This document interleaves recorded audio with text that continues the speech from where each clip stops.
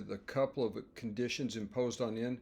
Now, y'all, this tau function, I'm going to make it just kind of like a t, I guess. It's the number of divisors of any natural number. So tau at 6, and sometimes people use little d. I think tau is more prevalent these days. But notice that 1, 2, 3, and 6 are the only divisors of 6. Okay, so there are 4 numbers in this list: 1, 2, 3, 4. So tau at 6 is equal to 4. It just counts the number of divisors. Okay. Now notice we have this strange condition. We have tau composed with tau equals to 2. And n is a number, a natural number with that property, but also n has this property that it's equal to x, where x is a natural number. And y'all, a natural number is just a positive integer. Notice that x plus 1 over 5 would have to evaluate to an integer, right? To a positive integer. X plus 1 over 5 would have to evaluate to an integer in order for this exponentiation to make sense, since n is also a natural number. Now we're supposed to find the smallest x that meets these conditions right here. All right. Now y'all, a couple of just definitions. P is a prime number. This is the definition of a prime number. Remember, any prime number, for example, t at 7, or tau at 7, sorry. Tau at 7 is equal to 2, right? Because 1 and 7 are the only divisors of 7, just like any other prime, right? Okay, so that's just a standard property, and you can see how this is going to come into play with this composition being equal to 2. Now notice here, tau at p of k, due to the uniqueness of the prime factorization, the only divisors of p of k are 1, p, p squared, okay, all the way up to p to the k. Right? Those are the only possible divisors of any prime raised to a natural number power, right? And notice there's an understood 1 right here. And so you have 1 through k plus 1 is k plus 1 divisors. Okay? So these two facts ends up leading to a nice observation. Now, right here, notice, and I'll just write this down. Notice from property 2 that this would be the same thing as tau evaluated at q. And y'all, p and q are primes right here. So this would be tau evaluated at q. Q is a prime, right? Okay. And remember, tau of any prime is 2, so we get 2 right here. Y'all, again, all we did was use this property. This is q minus 1, right? So there are q minus 1 plus 1. Remember, it's k plus 1. Okay, all the letters are getting in the way. But so this would be tau at q, because q minus 1 plus 1, okay, is just equal to q. All right. And so what we've noticed here is there's a certain class.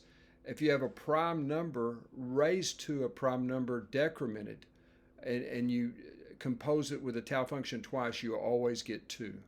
Okay, why is that important? Because that's exactly the condition that we have imposed right here. Okay, now let's take a look.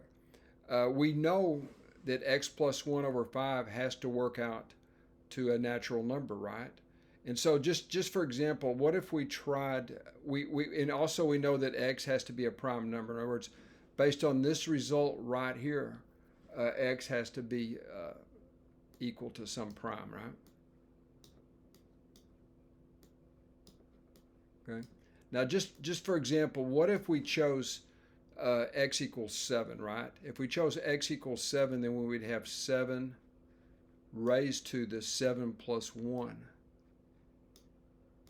over 5, right? Which doesn't make any sense as far as getting a natural number back.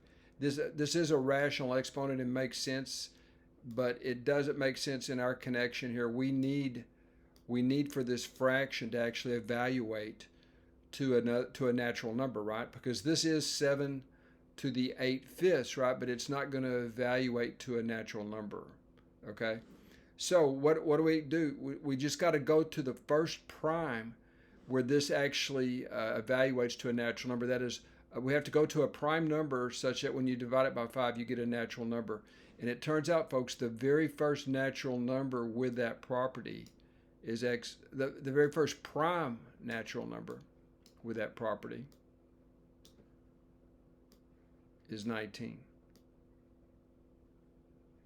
And folks, that's just something you can check. I just showed you that with 7, it's not going to work out, right? Because you would have 7 raised to the 8/5 here, right? Which can't possibly equal to a natural number, okay?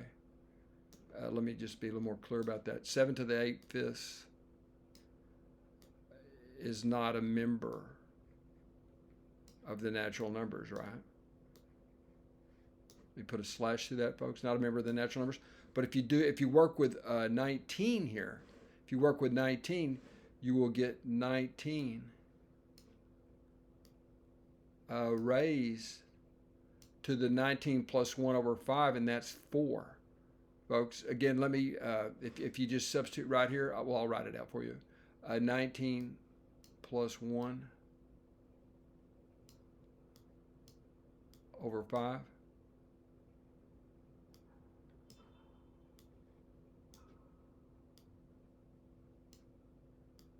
Okay, but that's equal to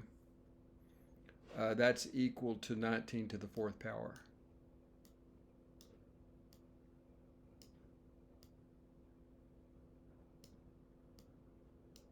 And that would be our n, right? That would be our n. But we've already seen what happens here. Run out of room here, folks. That would be our n, and we would see that tau of n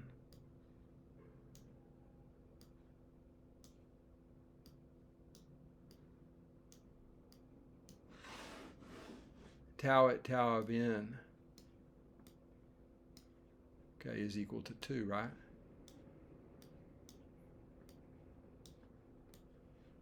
And again, folks, just I hope I have it all here clear. It's in this form, a prime number and then a prime number decremented, right? Okay, in other words, 4, let me write that, folks. 4 is equal to 5 minus 1, right? But 5 is a prime number. And maybe I'm saying too much. I'm sure you guys all see it. But anyway, we've found the smallest. Notice that 17 wouldn't work. 13, you can try all the other prime numbers. Now, the next one that would work would be p equals 29. That also works. But again, we asked for the smallest. We asked for the smallest x. And so the smallest x would be equal to 19.